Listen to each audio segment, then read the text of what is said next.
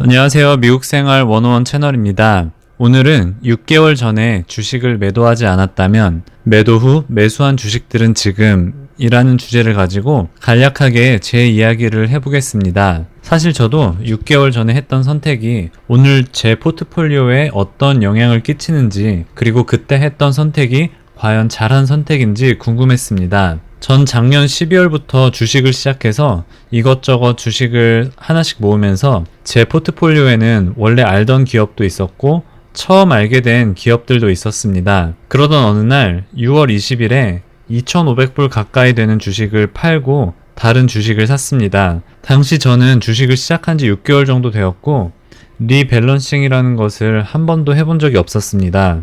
리밸런싱을 생각했던 이유는 두 가지입니다.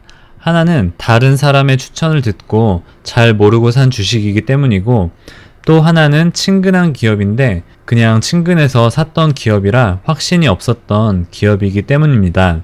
그럼 제가 어떠한 기업들을 리밸런싱 했는지 한번 보겠습니다.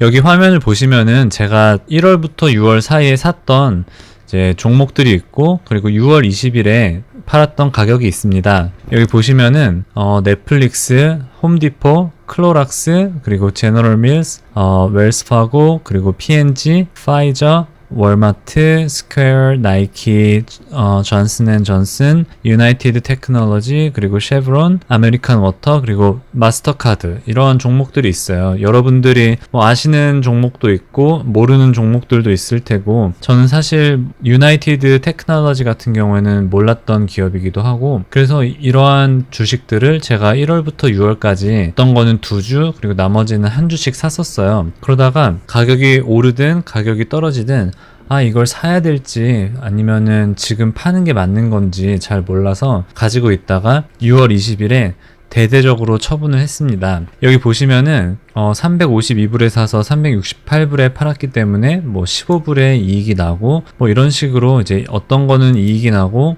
어떤 거는 이제 그 당시에 손해가 났었는데, 여기 웰스파고 같은 경우에는 제 기억에는 워렌 버핏이 비중을 많이 갖고 있어서 나도 하나 사야겠다라고 샀는데, 사실 50불 이하로 계속되고 50불 이상으로 넘어갈 기미가 안 보여서 50불 되면 팔아야지 하다가 이때 그냥 6월 20일에 그냥 다 수익 난 거랑 같이 팔아버리자 해서 이때 팔았던 걸로 기억을 하고요. 스퀘어 같은 경우에도 사실 스퀘어가 어떤 큰 마켓이나 아니면 어떤 큰 그로서리가 아니라 중소기업이나 자영업 하시는 분들이 간단하게 단말기를 쓰는 그런 스퀘어여서 뭔가 잘 되지 않을까라는 그런 막연한 기대감에 샀었는데, 계속 떨어지고 평단가 밑으로 몇 달 동안 있어서 모르겠다, 이것도 팔아야겠다라고 해서 이것도 팔았고, 사실 홈디포나 아니면은 마스터카드 같은 경우에는 이렇게 많이 오를지는 몰랐어요.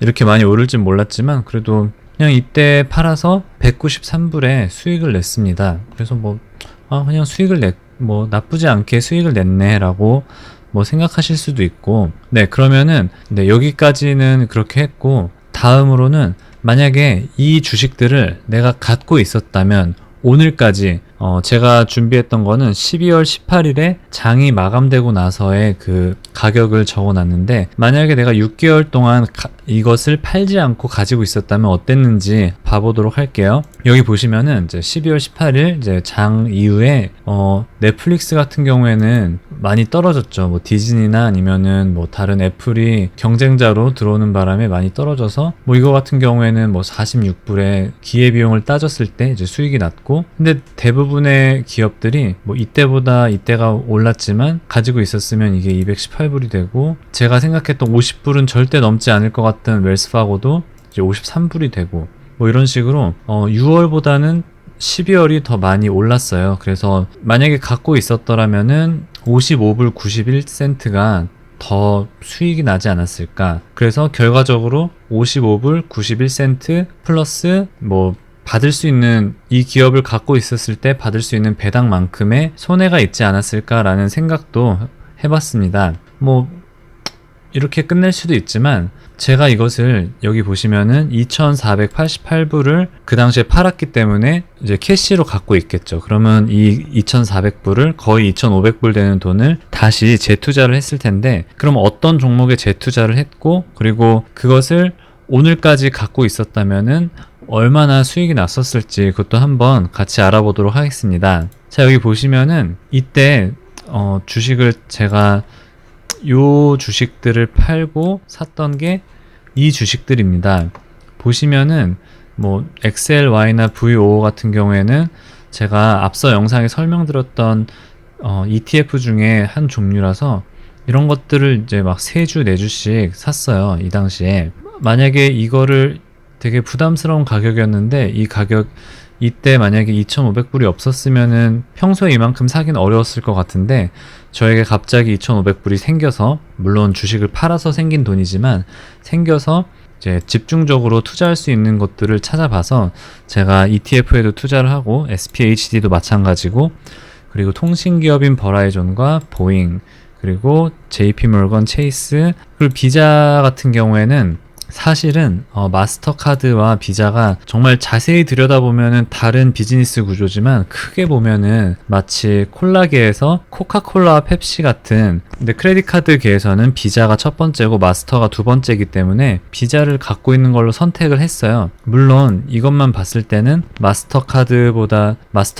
거의 성장이 6월엔 265불에서 지금 12월에 294불로 거의 한 10% 성장했다면은 이제 비자 같은 경우는 10%가 못 미쳐서 뭐 결과적으로는 마스터카드가 더 수익률이 높았지만, 그래도 제가 비자랑 마스터카드를 다 갖고 있으면은 계속 추가 매수를 안 할 것 같아서 비자로 몰아가자라는 선택을 했어서 이때 비자를 추가 매수를 했고, 그리고 넥스트라 에너지도 에너지 거의 업계 1위인데 이 기업도 요때 이제 새로 투자를 하기 시작했습니다. 뭐 사실 SPYG도 ETF고 애플이나 스태그 같은 경우에는 부동산 리츠 회사라서 이때는 제가 투자했던 게 뭐 월 배당을 주는 이 두 개도 투자했었고, 이제 ETF의 비중을 확실히 늘림을 통해서 조금 더 안정적인 수익을 그리고 배당을 받을 수 있었던 것 같습니다.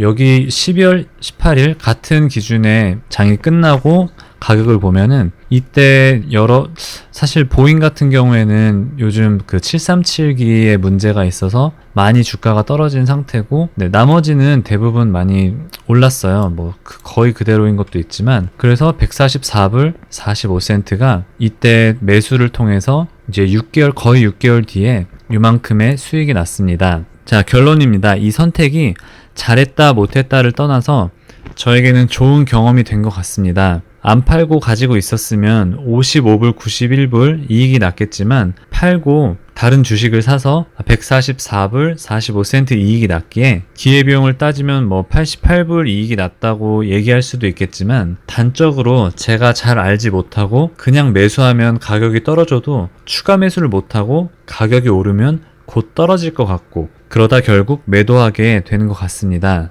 특히나 미국에서 주식을 1년 이하 보유 후 매도하면 일반 소득과 합산 과세로 되기에 분리 과세가 되지 않는 것도 단점이긴 합니다. 그런 면에서 기업을 고를 때 신중하게 생각하고 내가 추가 매수를 할 수 있는지, 적립식으로 모을 수 있는지 생각해 보는 게 필요할 것 같습니다. 그래서 이 좋은 경험이 됐다는 것이 결과가 좋기 때문이 아니라 이 경험을 통해서 제가 얻고 배울 수 있는 게 많았던 것 같습니다. 주식을 시작하신 지 얼마 안 되시거나 어떤 기업의 주식을 매수해야 할지 고민이신 분들에게 도움이 되는 영상이 되길 바라며 영상을 마무리하겠습니다.